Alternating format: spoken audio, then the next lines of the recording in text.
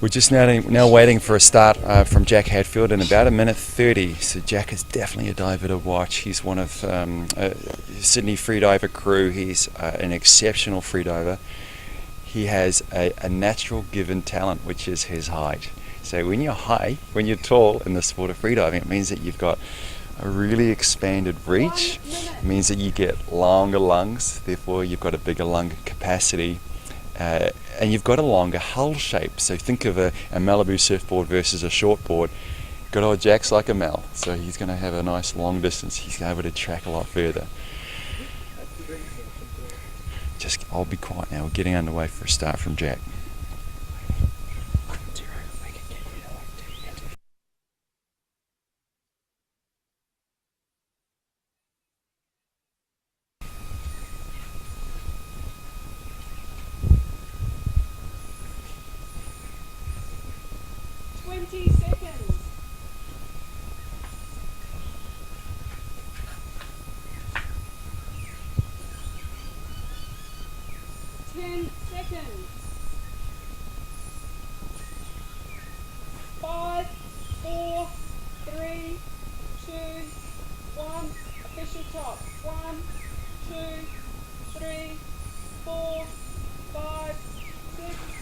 Jack Hatfield underway in his dynamic no fins discipline. Interesting start for Jack in that he also is another athlete who's decided not to pack. Doesn't pack any air and just takes one nice solid breath, not a forced, not a strained breath, just one nice deep breath, and away he goes. He's decided not to wear a weight belt. No weight around his waist. Looks like a fairly heavy neck weight he's carrying though. He's wearing looks like an orca style wetsuit. So we're wearing thin wetsuits today. Most of the competitors have a wetsuit that's between 1 or 2 millimeters thick, mostly because they don't want to overheat during the swim. Jack's wearing a full wetsuit with a swim cap on, and streamlined goggles, and just the weight around the neck. He's got a marvelous glide. If you can see the live feed, you'll just see how effortlessly he moves through the water. Touch 50. Oh, it's a Speedo wetsuit he's got on. A lot of us are wearing sort of triathlete suits that some of the larger houses, wetsuit firms are putting out at the moment. So Jack looking awfully comfortable at the moment as he comes up to the turn at 75 meters. He's got to start swimming uphill a little bit because there's a very long lip on this pool. Very short little turning circle that you've got at the end of the deep end of the pool. Jack looking awfully comfortable, holding great form. Nice relaxed glide with the arms by his sides. It's just something special about seeing a diver who's really good with their technique, also with the height that they get when you get a really tall diver like Jack, just the effortless nature that they can do the no fins discipline. Here comes Jack now. Hook it. Hook it. Hook it. Jack's surface now, it looks like 103 meters. Looking very solid, no discoloration in the face, ears, lips, looking solid. Easy through his surface protocol. Looks like he has a lot more there, giving his beard a bit of a rub.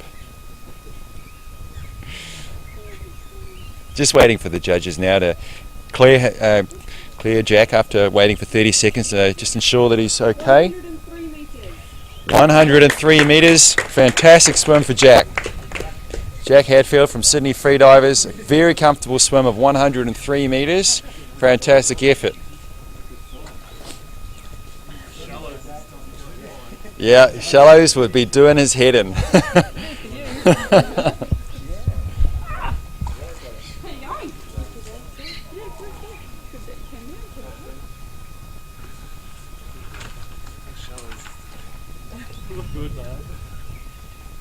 As soon as you're ready.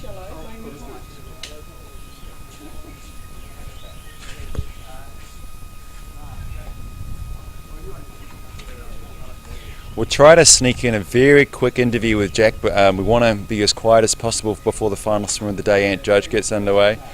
You've got 6.5 minutes. We have, oh great, thank you. 6.5 minutes gives us enough time to just have a quick chat with Jack as he comes over. Did hear him commenting though that given his height, he's an athlete who struggles in a shallow pool. Normally it means that when you come to turn, you got to get so hunched up, so makes it difficult.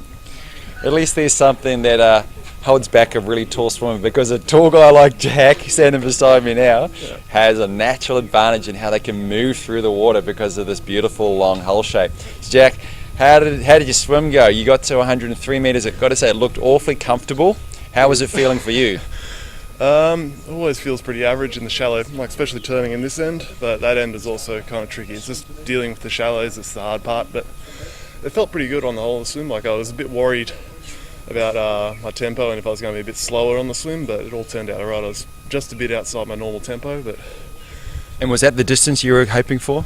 Yeah, sort of. I was probably aiming around the 125 mark, but at the same time I nominated 100 and I didn't really know what to expect here today, so I just figured I'd just get past my nomination. I don't want to stick my foot in it too far. So.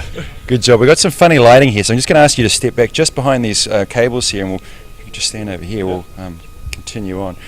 I did have a question for you just around your decision on what you were wearing today, how much weight. So how much weight did you actually carry today, and where were you carrying it? Was it all around your neck? Yeah, it's all around my neck. It's kind of funny because even though I'm a big guy, I do carry quite a little amount of weight. I carry only about 3.2.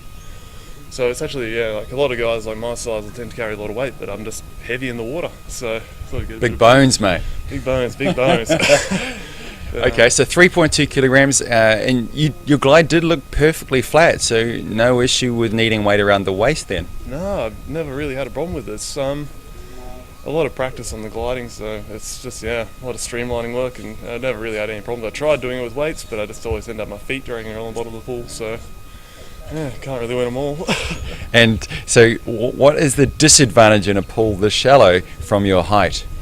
A pool this shallow, it's just starting off with the breathe up. I hate doing a crouch breathe up. I always like standing up, so that's one thing. You got the water level down below your groin. And, at your knees. Yeah. Turning in a shallow is a lot of a bugger, but at least this tapers off and you get a nice deep section pretty early in the pool rather than having shallow all the way through it. So at least I don't have to worry about having my heels breach or any of the little bits and pieces, but I tend to swim rather flat, so... And the decision, last question, the decision not to pack any air in. Are you an athlete who typically likes to pack? Because we noticed you didn't do anything today on packing air in before you left the surface. Yeah, I've sort of, it's one of those things I've always sort of delved into, but I'm always very into just comfort over everything, so it's one of those things I might look into a bit further down the line.